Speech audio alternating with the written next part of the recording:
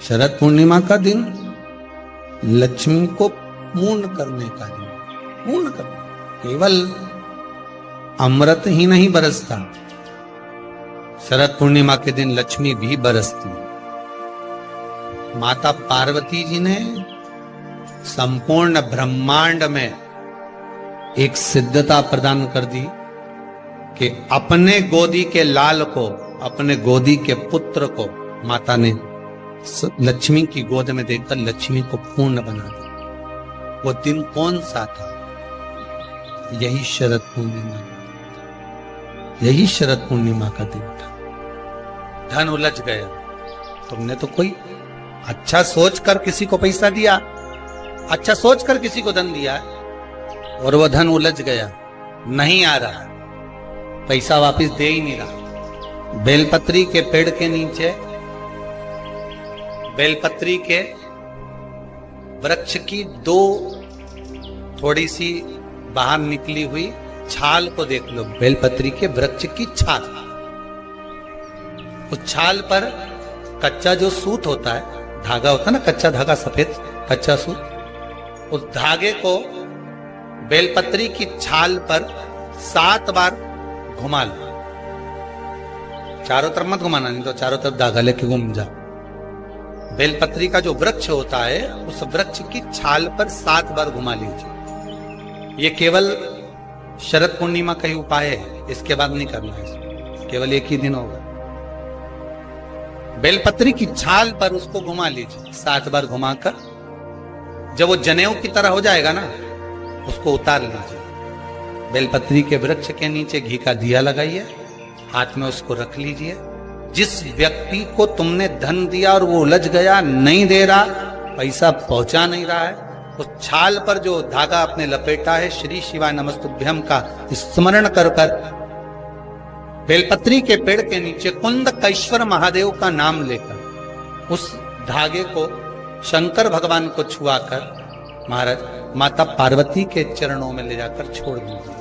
अब विनती कर कर छोड़ दो और निवेदन कर दो, माँ मेरी इतना धन है, इतना पैसा है, विश्वास कर कर मैंने उसको दिया था, वो नहीं दे रहा, माँ से निवेदन कर। फिर कहेंगे संसार वालों के सामने जाकर रोगे तो दुनिया के लोग हंसी उड़ाएंगे। आप किसी से कह दो मेरा 5 लाख रुपए वो लेकर भाग गया, दिया काय को? हमसे पूछा था, हमने कहा था। दुनिया के लोगों के सामने जाकर कहोगे तो हंसी उड़ाएंगे, अच्छा है लेकर भाग गया, अच्छा है डूब गया। हमें किसी के सामने नहीं रहना। द्रौपदी के 5 पुत्र जब मारे गए तो द्रौपदी किसी के सामने जाकर नहीं रोई। द्रौपदी अगर रोई तो परमात्मा के चरणों में जाकर रोई। उत्तरा का गर्भ जला, ब्रह्मास्त्र छोड़ा गया, उत्तरा कहीं जाकर नहीं रोई, सीधे भगवान के चरणों में जाकर। भगवान ने पूछा हुआ क्या? उत्तरा कहती मेरा गर्भ जल रहा है, ब्रह्मास्त्र आ रहा है। अगर संसार वालों के कहने में पड़ी रहती तो उत्तरा का गर्भ भी नष्ट हो जाता, पर भगवान के चरणों में चली गई। भगवान ने अंगुष्ठाकृति धारण करी, गर्भ में जाकर परिक्रमा करी, उत्तरा के गर्भ में पहुंच गए। जो बालक प्रविष्ट हुआ परीक्षित हुआ, आते सी जन्म लेते सी जिसने परीक्षा करी वो परीक्षित हो गया। श्रीमद् भागवत में लिखा है संसार वालों के आगे जाकर रोगे तो दुनिया के लोग हंसी उड़ाएंगे, पर परमात्मा के आगे जाकर कहोगे, परमात्मा हंसी नहीं उड़ाता, परमात्मा उस कार्य को सिद्ध करता। उसके सामने जाकर बोलो तो तुम बोलो ही नहीं और परमात्मा के सम्मुख में और कहो कि मैंने तो सबके कह दिया, सबसे फोर्स लगा दिया, सबसे सोर्स लगवा दिया, ये करवा दिया। परमात्मा से जाकर निवेदन करो कि मेरा धन उलझा है, मेरा धन मैंने विश्वास रखकर करा था, दे दिया था, माँ अब आपको देना है, भगवान शिव की कृपा से वो पहुंचा आएगा। एक पूर्णिमा पर करके देखने में क्या जा रहा है? शरद पूर्णिमा पर किसी भी समय पर कभी भी कर, उलझा हुआ धन मां सुलझा वापिस ला। अब पूर्णिमा के व्रत में आपने कई बार किताब पढ़ी होगी पूर्णिमा की, या आपने व्रत किया होगा, या पूर्णिमा का व्रत आप धारण करे होगे, तो उसमें पूजन कौन से भगवान की होती? पूर्णिमा के व्रत में किस भगवान की पूजन होती है? तो कहा पूर्णिमा के व्रत में केले के खंभ लगाकर पूर्णिमा का जो अध्यापन होता है, पूर्णिमा की जो पूजन होती है, उस पूजन में शंकर और पार्वती की पूजन की, शिव और नारायण की पूजन करी जाती। शंकर और पार्वती का स्मरण किया जाए। किसकी पूजन होती है? शिव पार्वती। क्यों? शंकर और पार्वती का पूजन क्यों करा जाता है पूर्णिमा के व्रत में? क्योंकि शिव और माता पार्वती ही केवल एक ऐसे हैं जिन्होंने अपूर्ण लक्ष्मी को भी पूर्ण बना दिया। किसको पूर्ण बनाया? लक्ष्मी। शरद पूर्णिमा के दिन अगर आप शंकर भगवान को एक लोटा पानी अगर शिव को समर्पित कर रहे हो, श्वेत पुष्प को रख कर शंकर जी के ऊपर सफेद फूल को चढ़ाकर अगर एक लोटा जल भी एक पात्र जल भी शंकर को समर्पित कर रहे हो, तो ये लक्ष्मी के लिए ही तो कर रहे हो। और कौन सी लक्ष्मी? पूर्ण लक्ष्मी। पूर्ण लक्ष्मी। आपको पहले भी कथा में कहा, एक बार भगवान विष्णु के सामने लक्ष्मी मैया ने बहुत तेज स्वर में कह दिया था, नारायण, दुनिया के लोग आपका नाम जपते हैं, दुनिया के लोग नारायण नारायण कहते हैं, दुनिया के लोग आपका भजन करते हैं, पर सत्य मायने में कहूं ना तो मेरे बिना दुनिया के लोगों की नहीं चल सकती। मेरे बिना दुनिया नहीं चल सकती, संसार मेरे बिना नहीं चल सकता। भगवान विष्णु ने कहा, ये तो गलत है लक्ष्मी आपका कहना। एक दिन लक्ष्मी को अहंकार आ गया। अहंकार के संबोधन जब माता लक्ष्मी करने लगी तो भगवान उसी समय पर भगवान विष्णु को क्रोध आ गया और भगवान विष्णु ने कह दिया, लक्ष्मी तू इतनी बड़ी बड़ी बात कहती है कि तेरे बिना नहीं रह सकती संसार। मैं तुझे कहता हूं लक्ष्मी, तू अपूर्ण है। तू अपूर्ण है, तू पूर्ण कब हो गई? तेरी पूर्णता कहां हो गई? लक्ष्मी की आंख से आंसू बहने लगे। आज आपने मुझे अपूर्ण कहा। आपको मालूम है आप मुझे अपूर्ण कह रहे हो? आपको ये ज्ञात हो रहा है आप मुझे अपूर्ण कह रहे हो? भगवान कहते हैं, हाँ लक्ष्मी, मैंने तुझे अपूर्ण कहा। अपूर्णता का मतलब आप जानते हो ना? भगवान कहते हैं, लक्ष्मी मैं सब जानता हूं। लक्ष्मी रोती हुई माता सरस्वती के पास पहुंच गई। सरस्वती ने पूछा, क्या बात है लक्ष्मी, क्यों रो रही हो? लक्ष्मी जी ने कहा, क्या बताऊं सखी, मेरे पति ने आज मुझे अपूर्ण कह दिया। तो क्यों रो रही है तू? अपूर्ण अगर कह दिया, पति ने ही तो कहा है ना, तो क्यों रोना? चल मेरे साथ। और सरस्वती मैया माता लक्ष्मी को लेकर सीधे पहुंच गई माता पार्वती के यहाँ। माता पार्वती के यहाँ जब पहुंची, माता पार्वती जी ने लक्ष्मी जी को देखा और सरस्वती को देखा तो पूछा कि बात क्या है, क्या हो गया ऐसा, क्या हुआ, क्या है ऐसा जो तुम दोनों आज मेरे पास में आई? क्या हुआ? पार्वती जी कुछ बोलती, शिव जी का ध्यान माता सरस्वती की ओर और लक्ष्मी की ओर गया और भगवान शंकर जान गए कि आज भगवान नारायण ने लक्ष्मी जी को अपूर्ण कहा है। अब देखें माता पार्वती क्या कर सकती, इसको पूर्ण बनाने के लिए करेगी क्या? क्या हुआ? माता सरस्वती जी बोली, लक्ष्मी को अपूर्ण कर दिया। अपूर्ण कर दिया? हाँ, तो क्या सोचना उसके लिए, इसको मैं अभी पूर्ण बना देती हूं। माता जगत जननी पार्वती ने गोदी में विराजमान गणेश जी को उठाया और उठाकर लक्ष्मी जी की गोद में दे दिया। ले लक्ष्मी, आज से तू पूर्ण हो गई। लक्ष्मी, आज से तू पूर्ण। गोदी में जब तक संतान नहीं है तो नारी को लोग अपूर्ण समझते हैं। और माता पार्वती जी ने संपूर्ण ब्रह्मांड में एक सिद्धता प्रदान कर दी कि अपने गोदी के लाल को, अपने गोदी के पुत्र को माता ने लक्ष्मी की गोद में देकर लक्ष्मी को पूर्ण बना दिया। वो दिन कौन सा था? यही शरद पूर्णिमा। कौन सा दिन? पकड़ लो। यही शरद पूर्णिमा का दिन था। शरद पूर्णिमा का दिन लक्ष्मी को पूर्ण करने का दिन, पूर्ण करने। केवल अमृत ही नहीं बरसता, शरद पूर्णिमा के दिन लक्ष्मी भी बरसती। कितना सुंदर बात है, जरा ध्यान दीजिएगा। अगर आप थोड़ा सा पूजन में चावल भूल गए तो आपके मन में आ जाता है कि मैंने चावल नहीं चढ़ाया। बोला आता है कि नहीं आता? शास्त्र कहता है, अग्नि पुराण में स्पष्ट किया गया, कितना भी पूजन का सामान बाजार से लिया और कितनी भी अच्छी पूजन की थाली जमा लो, अच्छे से अच्छा विद्वान भी पूजन की संपूर्ण सामग्री पूजन की थाली में रख ले। विद्वान से विद्वान ब्राह्मण जन हो, चाहे पूजन करने वाला एक साधारण सा मानव क्यों ना हो, वो पूजन की थाली में संपूर्ण सामग्री जमा ले, तो भी पूजन की सामग्री में पूजन करते समय कुछ ना कुछ रह ही जाता। अच्छे से अच्छा विद्वान भी पूजन की सामग्री में थोड़ा ना थोड़ा रह गया। अब मन में भ्रम उत्पन्न हो गया कि ये पूजन की सामग्री में क्यों रह गया, मेरे को ये चाहिए था, ये तो रह गया, मैंने तो ये चढ़ाने के लिए लाना था, मैं तो ये भूल गई। उसका कारण क्या है? हमें लगता है कि त्रुटि हो गई, हमें लगता है कि गलती हो गई, पर शंकर भगवान से कोई पूछे, शिव के भगत से कोई पूछे कि पूजन की थाली में पहले के समय में लोग पूजन करने जाते थे तो क्या पूजन की सामग्री में साहित्य कम रह जाता था? हाँ, उसका कारण क्या था? भगवान कहते हैं कारण केवल एक है। मैं खुद पूजन की थाली में, भगवान विष्णु ने संकल्प लिया था कि 108 कमल के पुष्प भगवान शंकर को समर्पित करूंगा।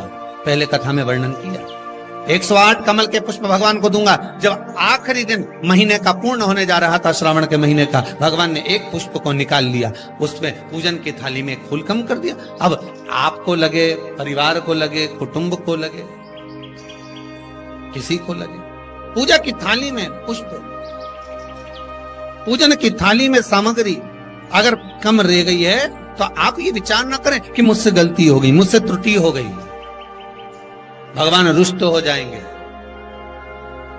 भगवान अपने भक्त से कभी रुष्ट नहीं होता। ये दुनिया के लोग कहते हैं कि अगर पूजन नहीं करेंगे, हमने ये ऐसा नहीं करेंगे तो रुष्ट हो। नहीं नहीं नहीं, भगवान रुष्ट नहीं होता।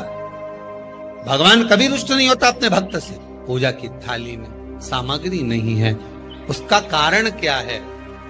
भगवान शंकर की कथा कहती है, जिस दिन पूजन करने बैठे जान कर कोई सामग्री मत छोड़ कर जाना, नहीं तो तुम लोग हंसी खेल में कि चलो ये मत ले जाओ, नहीं, आप पूरी सामग्री जमा, और कोई सामग्री आप भूल गए हो तो समझ लेना कि भगवान आपके दरवाजे पर आने के लिए बेकरार हैं, भगवान आपके दरवाजे पर आना चाहते हैं। अगर कोई सामग्री छूट गई है, कोई सामग्री रह गई है, जान कर हमको नहीं, जैसे श्रीफल, नरियल जो हम भगवान के मंदिर में तोड़ते हैं, फोड़ते हैं, माता जी के सामने हमने नरियल फोड़ा, नरियल अच्छा निकल गया, भगवान ने स्वीकार करा ना करा। अगर नरियल अच्छा निकल गया तो आपने थोड़ी सी चिटक निकाल कर भगवान को चढ़ाई, बाकी का सब घर ले जाके चक्कू से निकाल निकाल के सब खा गए। और मान लो वही नरियल जो आपने भगवान को चढ़ाया, फोड़ा, और वह अंदर से खराब निकल गया, तो भगवान ने स्वीकार करा कि नहीं करा?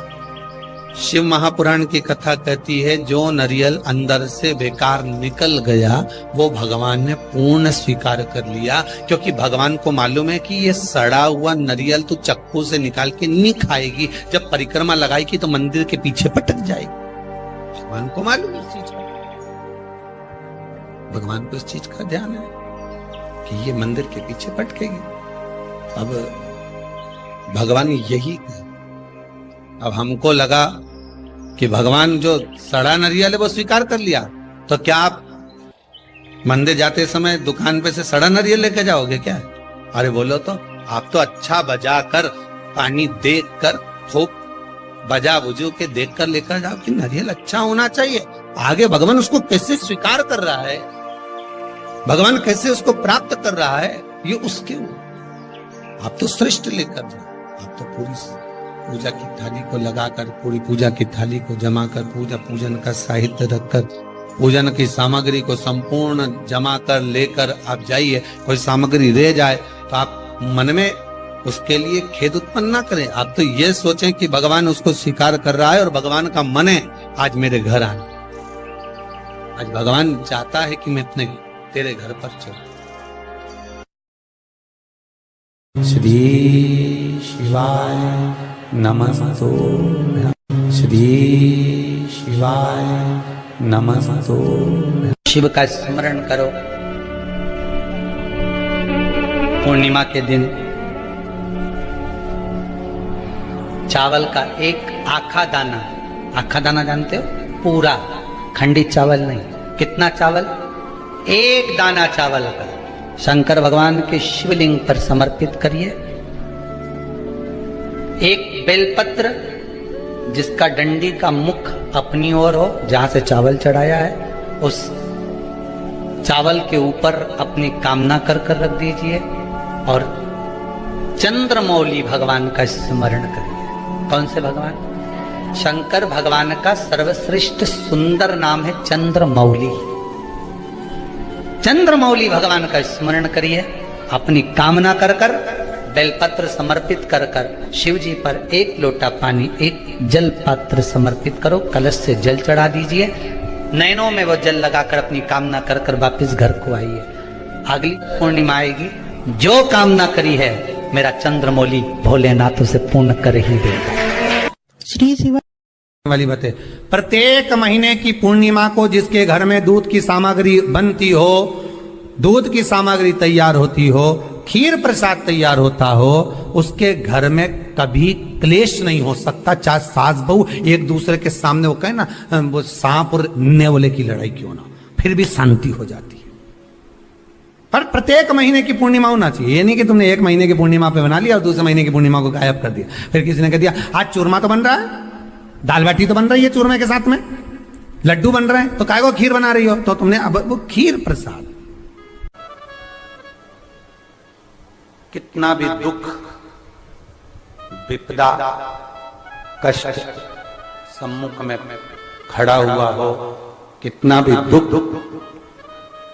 पूंजी धन की अगर आपको कमी पड़ रही है और ऐसा लग रहा है कि मेरे पास में कुछ भी नहीं, हम तो यहां तक कहेंगे कोई मकान बना रहे हो, बेटी का विवाह कर रहे हो, बेटे का विवाह कर रहे हो, कोई अच्छा कार्य कर रहे हो, धन संपदा की भी कमती दिखे तो समय पर कांता भगवान का स्मरण कर, कांता चक्र का स्मरण कर, शिव और नारायण का नाम लेकर, एक बेलपत्र, एक शमी पत्र, एक श्वेत पुष्प, एक लाल पुष्प, दोनों हाथ में लेकर भगवान शंकर के अशोक सुंदरी के स्थान पर अगर समर्पित करा जाए तो संपदा की भी कमी नहीं आती। वो कांता चक्र है जो नारायण के हाथ में।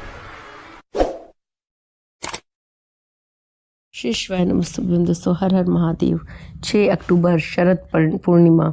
शरद पूर्णिमा के दिन अगर आपको किसी ने कर्जा लिए रखा है, आपने किसी को कर्जा दे रहा है और वो पैसा वापस नहीं मिल रहा है, धन की कमी है, तो शरद पूर्णिमा के दिन शाम को बेलपत्री के नीचे एक कच्चा सूत ले जा कर के बेलपत्री की छाल पर 7 बार लपेट दीजिए और उसको शिव जी के मंदिर में शिवलिंग पर छुआकर पार्वती माता के चरणों में स्पर्श रख दीजिए और अपनी मनोकामना पूर्ण करते हुए बोलिए, जो आपकी मनोकामना है उसको बोलिए। देखिए आपकी मनोकामना तुरंत पूर्ण होगी तथा जो कर्जा आपसे लेकर गया है वो भी तुरंत वापस आएगा। इसलिए यह शरद पूर्णिमा को ही यह उपाय किया जा सकता है, अन्यथा और दिनों में यह उपाय नहीं कर सकते। इसलिए शरद पूर्णिमा के दिन यह उपाय अवश्य करें। हर हर महादेव।